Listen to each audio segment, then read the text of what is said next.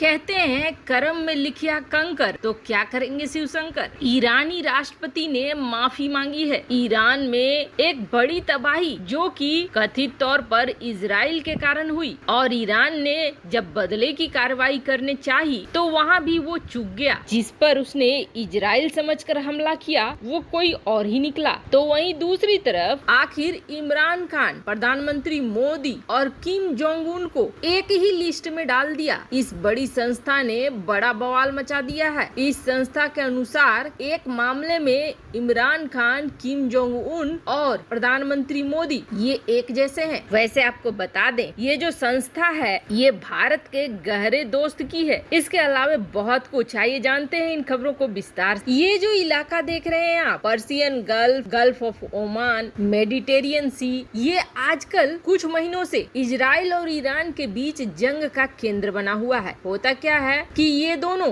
एक दूसरे पर किसी न किसी तरीके का हमला करते रहते हैं। कुछ दिनों पहले ये खबर आई कि मेडिटेरियन सी में ईरान का जा रहा था सबसे बड़ा युद्धपोत, और एकमात्र युद्धपोत था जिसे इजराइल ने कथित तौर पर डुबो दिया। विस्फोट हुई और ये पूरी की पूरी समंदर में समा गया। बौखलाया ईरान, उसने भी बदला लेने की ठानी और उसने भी एक यूएई जाने वाले युद्धपोत पर हमला कर दिया। ईरान बड़ा खुश हुआ ये जानकर कि ये युद्धपोत हमने जो उड़ाया है ये इजराइल का उड़ाया है। दरअसल इस कंटेनर शिप को जिसे उड़ाया गया वो उसे ईरान इजराइल का मान बैठा था, पर सच्चाई ये निकली कि इजराइल ने तो इस कंटेनर शिप की स्टेक को कब का बेच दिया है, और अब ये इजराइल का नहीं है, किसी और का है जिसे ईरान ने उड़ा दिया है। यहाँ भी ईरान को हानि मिली। पर अभी हाल ही में आपने सुना होगा ईरान का एकमात्र परमाणु रिएक्टर अचानक से बंद हो गया, और अचानक से बंद होने के बाद हालात ये हो गए कि ईरान के अंदर पूरा ब्लैकआउट हो गया। मतलब कि बिजली गुल, और बिजली गुल होने से न सिर्फ फैक्ट्रियां बंद हो गई, कामकाज बंद हो गए, बल्कि आम लोगों को भी परेशानी बहुत ज्यादा बढ़ गई। राजधानी तेहरान के साथ साथ आसपास के कई शहरों में अराजकता फैल गई, भ्रम की स्थिति फैला दी गई। ऐसा लगने लगा जैसे कि कब युद्ध शुरू हो जाएगा। लाइटें बंद है, कारखाने बंद है, यातायात की लाइटें जो स्ट्रीट लाइट लगी होती हैं वो भी बंद थे। मेट्रो सिस्टम बुरी तरीके से प्रभावित हो गए थे, और दूर संचार यानी कि फोन वगैरह उनका भी बुरा हाल हो गया था। और इससे ज्यादा बढ़कर आप कल्पना कीजिए कि ईरान का क्या हाल था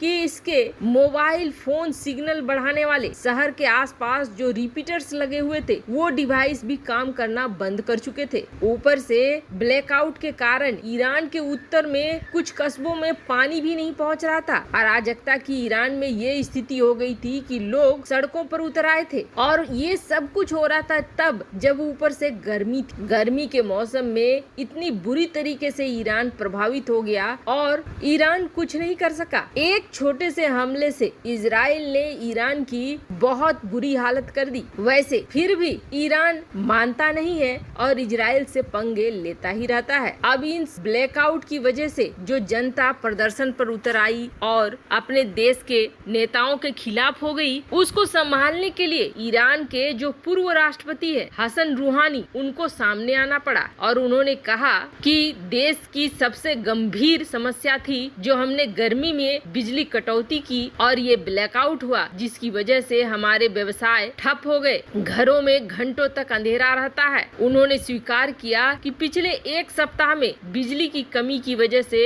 ईरानियों को बहुत तकलीफ हुई है। इन समस्याओं और दर्द का सामना करने वाले सारी जनता से मैं माफी मांगता हूँ। हालांकि ईरान के ये निवर्तमान राष्ट्रपति रूहानी भले ही माफी मांग गए हो, लेकिन ये मामला अभी यहाँ खत्म होने वाला है नहीं, क्योंकि इन सब के बावजूद ईरान ने ये कह दिया है कि वो यूरेनियम इनरिचमेंट को बढ़ाएगा, यानी परमाणु बम बनाने के एक कदम और आगे बढ़ेगा। बाद अमेरिका ने भी ईरान को वार्निंग दे दी है और अब ईरान खुलकर ये कह रहा है कि ये जो अटैक हुआ न्यूक्लियर साइट पे ये इजराइल ने कराया है। हालांकि खुलकर भले अभी कह रहा हो, लेकिन दुनिया को पहले ही पता है कि ये हमला इजराइल के अलावे और कोई नहीं करा सकता है। लगता है जैसे ईरान, तुर्की, पाकिस्तान सब एक रास्ते पर चलने के लिए तैयार हो गए हैं कि सब एक साथ भेड़ों की तरह कुएं में कूद कर जान देंगे, क्योंकि नीतियां तो यही कुछ कह रही है। वहीं क्या आप सोच सकते हैं कि Imran Khan, Kim Jong Un और प्रधानमंत्री मोदी मोदी, इन तीनों को